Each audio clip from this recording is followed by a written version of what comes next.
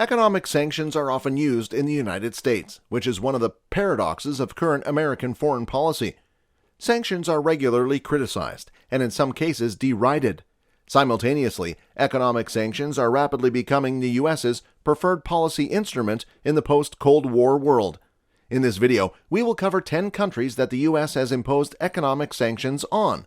Make sure to watch until number 10, because it's one of the most severe examples of sanctions in history. Number 1. The Democratic Republic of the Congo. The United States sanctioned gold refiner Alain Goetz and his network for their involvement in the illegal gold trade in the Democratic Republic of the Congo. The main purpose of that was to demonstrate the U.S.'s commitment to disrupting the illicit minerals trade in the DRC, which jeopardizes the region's peace, security, and stability. Alain Goetz and his companies sell gold from areas controlled by armed groups involved in violence in the DRC. These armed organizations and their leaders have committed crimes against humanity, including ethnic cleansing, rape, and recruitment of child soldiers. Conflict gold is the primary funding source for armed actors in the eastern part of the DRC, including armed groups that earn money from illegal taxes, mine raiding, and cooperation with smugglers. Goetz, whose network covers Uganda, the United Arab Emirates, and Belgium, was convicted of money laundering and fraud in 2020 in Belgium in connection with his gold trade. Number 2. China. From 1949, when the People's Republic of China was founded, until 1972, the U.S. maintained sanctions on China. Following the 1989 Tiananmen Square demonstrations and massacre, the U.S. reimposed sanctions. In 2020, the United States placed penalties and visa restrictions on many Chinese officials in response to charges of genocide against Uyghur community in Xinjiang and human rights violations in Hong Kong and Tibet. Following the foundation of the communist government in China in 1949, the newly founded People's Republic of China was subjected to an arms embargo against the Soviet Union and trade restrictions. President Trump signed the National Defense Authorization Act in August 2018, prohibiting the use of Huawei and ZTE technology by the U.S. federal government, citing security concerns. Huawei and 70 overseas companies and their affiliates were added to the Department of Commerce's entity list under the Export Administration regulations in May 2019. In August 2020, the United States Department of the Treasury sanctioned Chief Executive Carrie Lam and 11 other Hong Kong government officials for undermining Hong Kong's autonomy. Number 3. Bangladesh. The U.S. Treasury Department sanctioned Bangladesh's elite paramilitary organization, the Rapid Action Battalion, and 7 of its current and former leaders on December 10, 2021 for grave human rights breaches. This has caused consternation in Bangladesh. On the list are current and past RAB leader Chowdhury Abdullah Al-Mamun and Benazir Ahmed, as well as the 4 former additional Director Generals of Operations, Khan Mohammad Azad, Tofael Mustafa Sorwar, Mohammad Jahangir Alam, and Mohammad Anwar Latif Khan. Additionally, the State Department sanctioned 2 people, Benazir Ahmed and former RAB Unit 7 commanding officer, Lieutenant Colonel Miftah Uddin Ahmed. The Rapid Action Battalion is a Bangladeshi special police force. The U.S. has charged the RAB with violating human rights and slapped penalties on it. This has infuriated the Bangladeshi government, which summoned the U.S. ambassador. However, extrajudicial executions had become associated with the Bangladeshi security forces by that time. Number 4. The Central African Republic. President Barack Obama issued an executive order on May 12, 2014, authorizing the implementation of economic sanctions on particular transactions involving parties who are connected with the Central African Republic's protracted conflict. Obama particularly emphasized the war's destabilizing effect and its increasingly destructive character in the executive order, claiming that the intensifying conflict had reached a stage where it presented an unusual and exceptional danger to the United States' national security and foreign policy. Sanctions on the Central African Republic are part of the U.S. Department of State's Office of Foreign Assets Control's attempts to promote regional economic and political stability. Individuals who offer financial assistance to armed organizations, undermine transitional agreements, hinder humanitarian supplies, recruit child soldiers, or otherwise endanger the peace and stability of the transitional phase may face sanctions under the order's wording. Number 5. Iraq. Iraq was sanctioned by the United Nations Security Council with a comprehensive financial and commercial embargo on August 6, 1990, 4 days after Iraq invaded Kuwait. It lasted until May 22, 2003, when Saddam Hussein was deposed, and included compensation to Kuwait. The sanctions were originally intended to persuade Iraq to withdraw from Kuwait, make reparations, and declare and destroy any weapons of mass destruction. Iraq's National Bank stated in December 2021 that it has fully repaid Kuwait's $52 billion debt for war reparations. By adopting and enforcing United Nations Security Council Resolution 661 in August 1990, the UNSC imposed severe economic sanctions on Iraq. Resolution 661 prohibited all commerce and financial transactions with Iraq and occupied Kuwait, save for medication and consumables imported in humanitarian situations.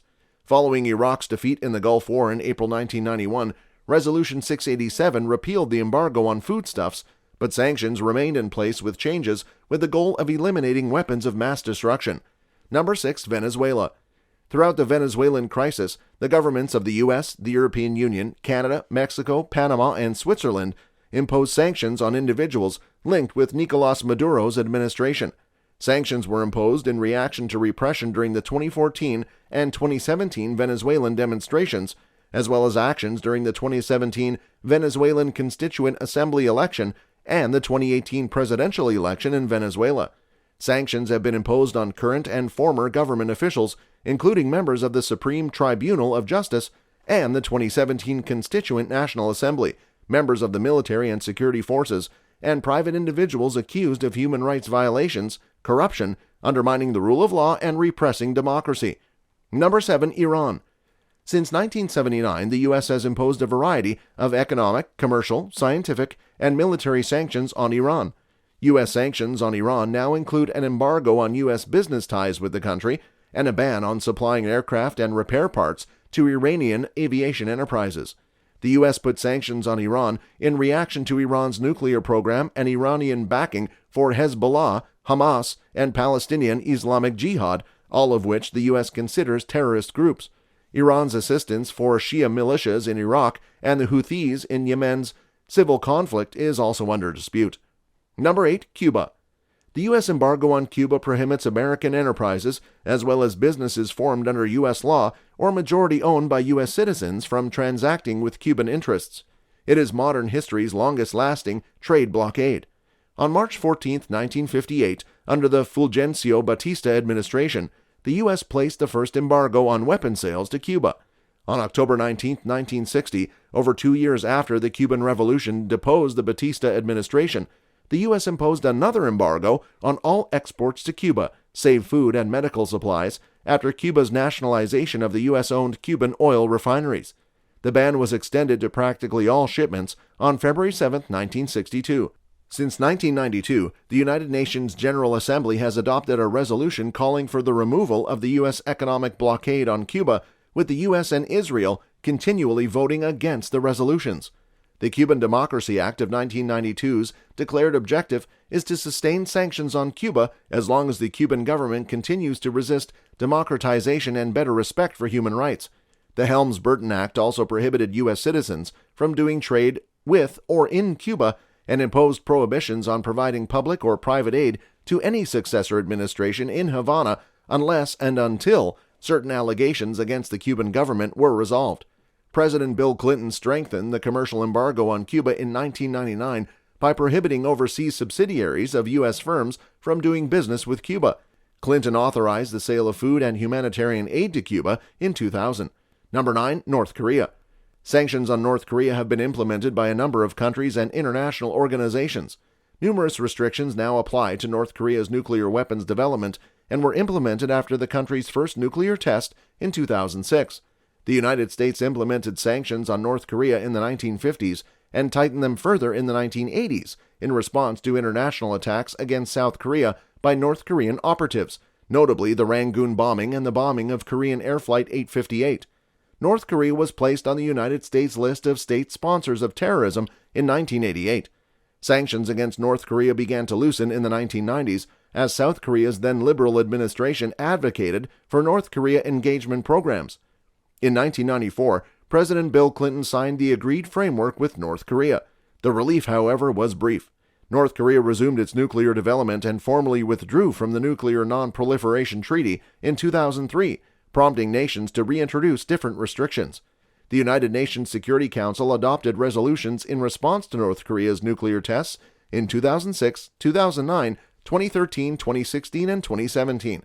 Initially centered on trade restrictions on weapons-related materials and commodities, sanctions were broadened to include luxury items in order to target the elites. Additional restrictions were imposed to target financial assets, banking activities, as well as general travel and commerce. Number 10. Russia. The sanctions placed on Russia by the U.S. and its European allies, which include an American embargo on Russian energy imports, are the most onerous ever imposed on a major economic power. They were implemented with astonishing haste, despite Russia's status as one of the world's top 12 economies. All sanctions are so severe that they were dubbed an all-out economic and financial war. The sanctions, which target Russia's banking system, the wealth of influential people, and Russian oil resources, are intended to punish Vladimir Putin and the oligarchs who support and rely on him, while also crippling the Russian economy. They make doing conventional business in Russia impossible. What do you think about economic sanctions? What else would you like us to talk about in our upcoming videos? Let us know in the comments below.